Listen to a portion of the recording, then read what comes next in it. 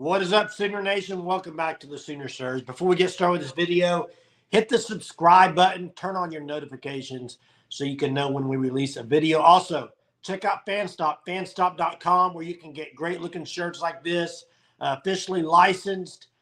Be a part of it. Use code SURGE, get 10% off your first 3 months. Promise you will not be disappointed.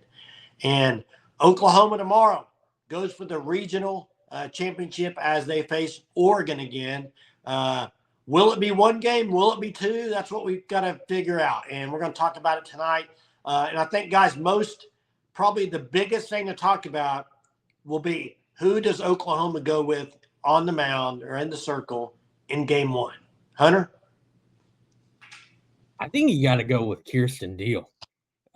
She's the one who hasn't got any sort of playing time as of yet in this regional. Again, you have the second game if necessary. You don't want to get it to that point. You don't want to play necessarily to, it's game one. If we lose, oh, well. You want to win that game. But Kirsten Deal is one of the best pitchers in the country. I think it's time to give her the ball in the circle.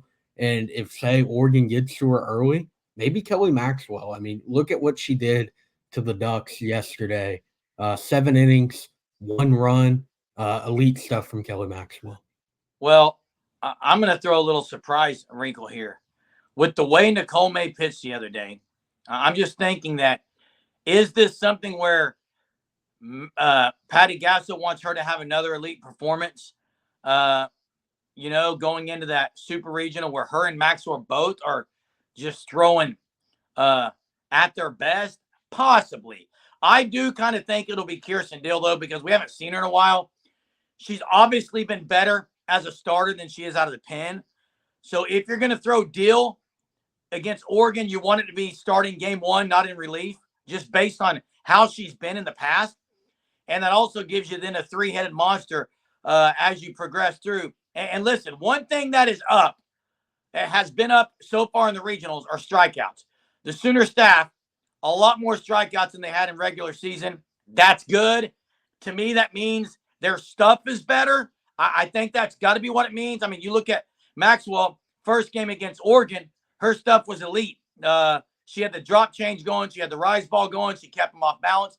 Nicole May as well. Her first game, I know it was against Cleveland State, but if Deal can bring that same kind of the heat with the changeup, with the other pitches and keep them off balance, I think this team's going to be tough to beat, especially 2 games within the span of 5-6 hours of each other. So, but I think the biggest key against Oregon is you got to get up on them early, put the doubt in their mind, and then just put it to rest. Okay, you can't even let elimination even have a sniff on your caller again tomorrow.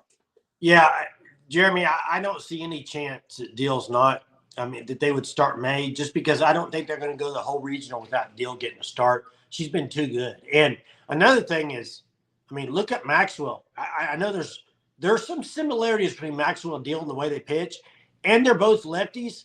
And I know Carly Kidney came in and didn't pitch that well, and I know it's not just because she's a right-handed pitcher, but they had troubles hitting lefty. I mean, so I don't know if that means anything or not, but I would definitely go Deal. And then at the plate, I mean, it's so weird, guys, because even now you're in the regionals. You've played however many games it is all year, and the batting lineup is different every single game. It's crazy. You got people moving up the lineup depending on how they played the game before. But two players to me that have just not swung the ball well. I mean, I don't know if Hunter has his stats. We talked about it earlier today, Hunter. Elena Torres and Cindy Sanders over the last month just have not been very productive. Yeah, on Saturday against Oregon, Torres and Sanders went 0 for at the plate. Sydney Sanders did draw a walk, so that is some sort of an upside there. But yeah, the last month has been very, very bad. I believe, if I'm correct, Torres 4 of 23 since that UCF series, and Sydney Sanders, I believe, is 2 of 21, or somewhere close in that. 2 hits since then, 4 for Torres. It's been a rough stretch for both of them, and at minimum, one of them need to step up. And then you're getting to the point of, I mean, who are you going to turn to? Because you can't keep having hitless nights between those Well, two players. Well, and especially and the thing, they're so close in the lineup. I mean, well, to me, the problem with both of them, and I again, here's a sign they're struggling. They're popping out on foul territory. They're not making great contact. So to me, that's a sign they're just not hitting it well. They're not getting the barrel of the bat on the ball. But I've said it before, and I'm going to say it again. I think game one is the perfect opportunity to let Riley Ludlam play. Let her at least get a couple of at bats, and then maybe bring Torres. You've got to let Riley Ludlam play. She's been really good all year. She showed power. She puts the bat on the ball. I think she's got to get a chance either in the EH or at first base, at least in game one. EH, who are you going to EH her for? Parker? Parker can play other places, but I think Parker will probably be the EH, so you'd probably have to put her at first. But KP and EP have been phenomenal. It's unbelievable what they're doing as true freshmen, guys.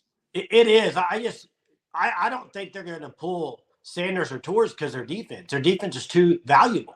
And I think Patty values that. I mean, here's the thing. I think for this team to win a national championship this year, I think you look at over the last month and a half, they've been pretty consistent pitching-wise.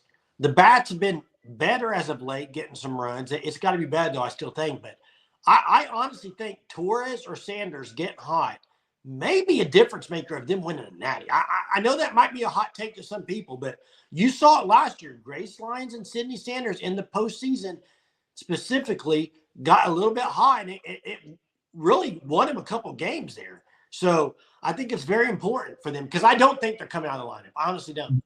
Jay, I agree with you. I mean, those two are right now. I mean, the latest, I'm sure the batting order will change. It seems to change by the game, but on Saturday, they batted 7th, 8th, and going over. And then that puts Riley Boone in a very tough situation because she's one that, I mean, hitting over 400 right now.